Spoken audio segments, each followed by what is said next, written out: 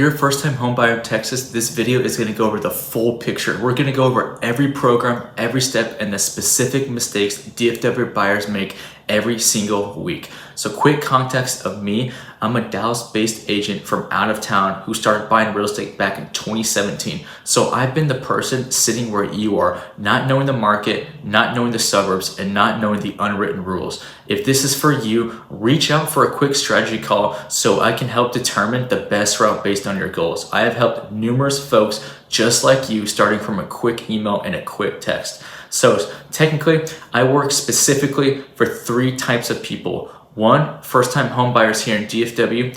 2, people relocating from out of town like Austin or San Antonio. And 3, investors building cash flow through Texas real estate. Today's video specifically is for that first-time home buyer. But if you're relocating from out of town, stick around because 70% of what I'm covering applies directly to you. So here's the agenda. We're going to be covering 4 things you need to know before you even look at Zillow.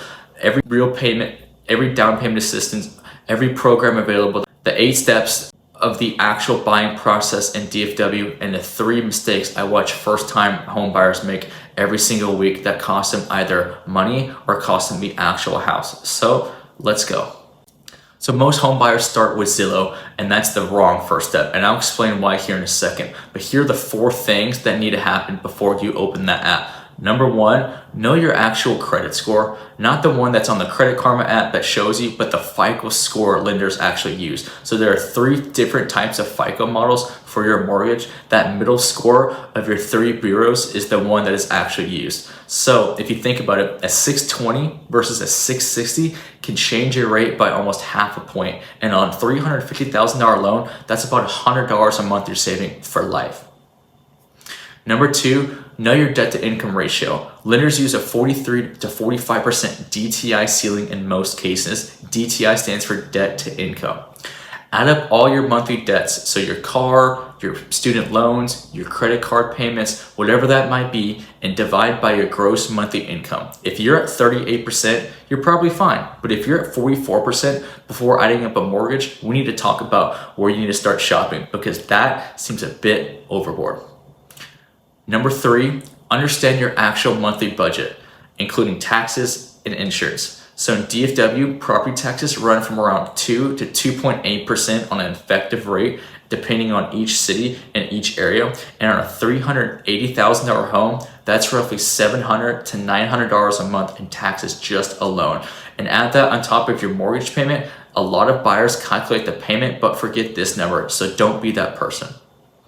And lastly, number 4, know your timeline. Are you trying to buy a home in 60 days or trying to buy a home in 6 months? All that changes absolutely everything. And your lender and all these programs that are available, whether you're looking at a new construction or a resale, and how aggressive you want to offer is completely contingent on that timeline. So make sure you pay attention to these 4 things before you jump on that Zillow app. Now this is the section most agents don't walk you through because most agents don't specialize in first-time home buyers. Here are the real programs available to Texas home buyers right now.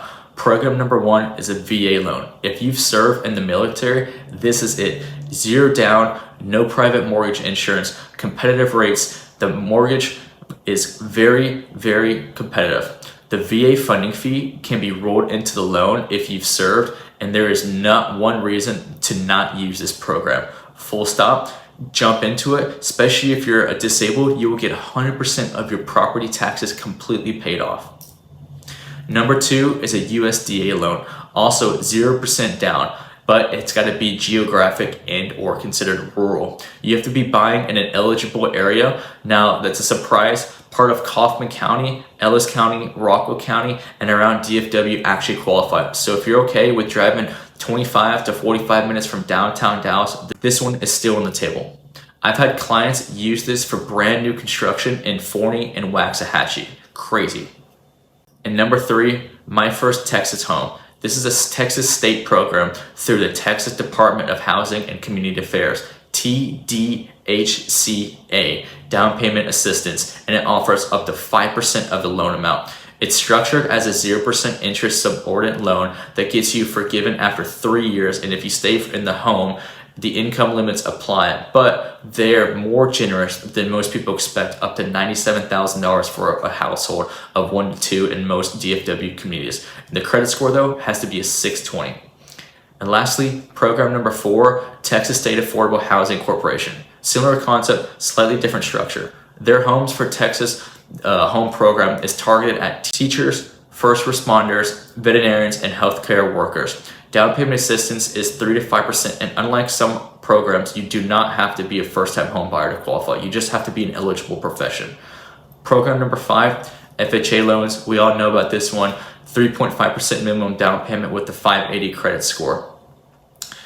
Or if your credit score drops below 580, it's 10% down. The catch is mortgage insurance. You're paying for MIP for the life of the loan, and in most cases, if you put down 10% down, you have to wait 11 years for this to come out. So please factor this in.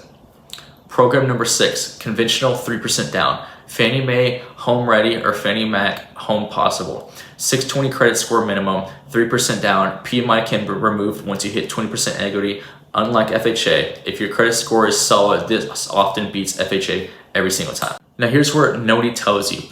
Some of these programs actually can be stacked. I've had a buyer use a conventional 3% down payment and layer that on with a TSAHC down payment grant on top of that. Their out-of-pocket cost after everything with closing costs was only $4,000 on a $310,000 home. Real numbers, real deal, and real results. So which program is right for you depends entirely on your credit score, income, profession, and the specific city you're buying in. This is what a lender conversation has to happen before the home search. I connect every buyer I work with to a lender brokerage I work with, and we know all these programs, not just one for an FHA, but all of it, so we can help sift this through you and call it a day before we even start the search program. So now you know your numbers, you know your programs. Now let's talk about the actual buying process in Texas, because there are a few steps that are specific to the state that will surprise you, even if you bought in somewhere else before. Step number 1, lender call. Before anything else, get pre-approved, not pre-qualified.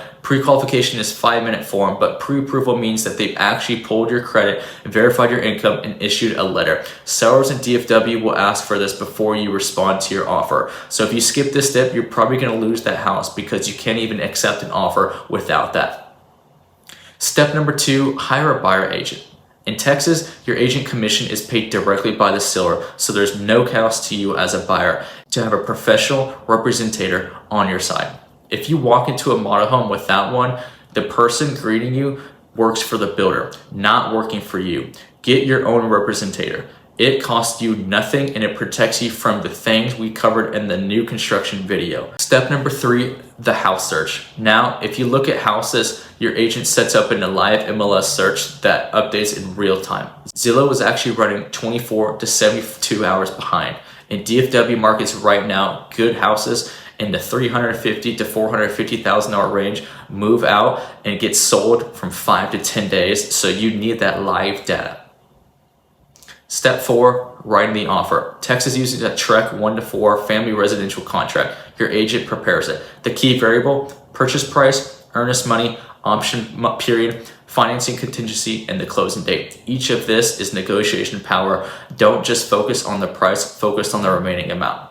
Step 5, the option period. This is the most Texas specific thing in the entire process. When your offer is accepted, you pay an option fee, typically $100 to $500 down, to buy yourself a window of 5 to 10 days for inspection, where you can back out for any reason and get your earnest money back. You can also use this time for inspection. If you have major things come up like HVAC or anything like that, you can walk away for a small penalty, but it's a small price to pay for that protection. Most states don't have this, so use it in Texas. Step number 6, inspection. You hire an inspector that's typically around $500 for HVAC, roof, plumbing, electrical, etc. In North Texas, foundation is the big one. If your report comes back with some sort of significant foundation issues, that's your moment to either negotiate leverage on seller concessions, ask for a reduction in price, or exit during the option period. That simple. Step 7, appraisal and loan processing. Your lender orders an appraisal. If it comes in or above purchase price, you're moving forward. If it comes in lower, you have 3 options to negotiation. One, pay the difference in cash. Nobody's going to do that as a buyer on my end. Two, you can walk away. Or three, your agent should have already known this before running a comp analysis, and they'll just go ahead and lower it. Step 8, closing. In Texas, closings happen at a title company, not at a lawyer's office like in some states. You're wiring that closing funds go straight to the title company. On closing day, that's where you sign and you get the keys. In DFW, a standard closing timeline takes around 30 to 45 days from an accepted offer to the keys in the hand. New construction can be longer, but that just depending on the building and their phases. This is the last section. There are 3 mistakes I watch every first-time home buyer make on DFW, and it's on repeat and on repeat. This costs people either thousands of dollars at the end of their house or completely loses their home that they're trying to buy. Mistake number 1, shopping for a house before talking to a lender. I know, I already said this before, but I'm saying it again because it's the most common one. I've had buyers fall in love with the home in Prosper, in McKinney, and whatever town it might be. They're emotionally attached. They've told their family about it, they called their lender, and find out, guess what? They don't qualify for that price point. You cannot unfall in love with a house. It's like that emotional relationship connection. Same situation. So make sure you talk to a lender first. I'm super serious about this one. Lots of times I won't even go and shop around with the buyer until this is done. Mistake number 2, making a major financial move after getting pre-approved. So you got pre-approved, that's great, but then you finance a new car or you finance that wedding ring you're about to get engaged to with your fiance or whatever it might be. Any of these can get your loan denied at closing. Lenders pull your credit again right before closing. The rule from pre-approval to keys. So do not open a new credit, do not change jobs, and do not make any large purchases. I know it's boring, but it's also safe, and it's very, very, very effective. Last one is mistake number 3, skipping the option period inspection to save that money or seem more competitive. I understand the instinct, especially if you're trying to win a competitive offer situation and you want to waive the right for a complete contingency, but waiving that inspection in Texas doesn't make you more competitive the way people think. What it actually does is it removes your safety net. In North Texas, foundation issues and HVAC failures are a real deal and they're expensive. A $400 inspection can save you over $20,000 in surprises. So keep the option period and negotiate the price or concessions afterwards instead. If you made it this far, you know more about buying your first home in Texas than most people who are actively in the process right now. And that's not an exaggeration. Here's what I want you to do. Subscribe if this was useful. I make content specifically for first-time home buyers. And if you're anywhere in this process, just starting or already pre-approved, just thinking about, I do free 15 to 30-minute consultation calls. No pressure, no pitch, just an honest conversation about your situation. Link is in the bio. I'll see you next week. Thanks and God bless.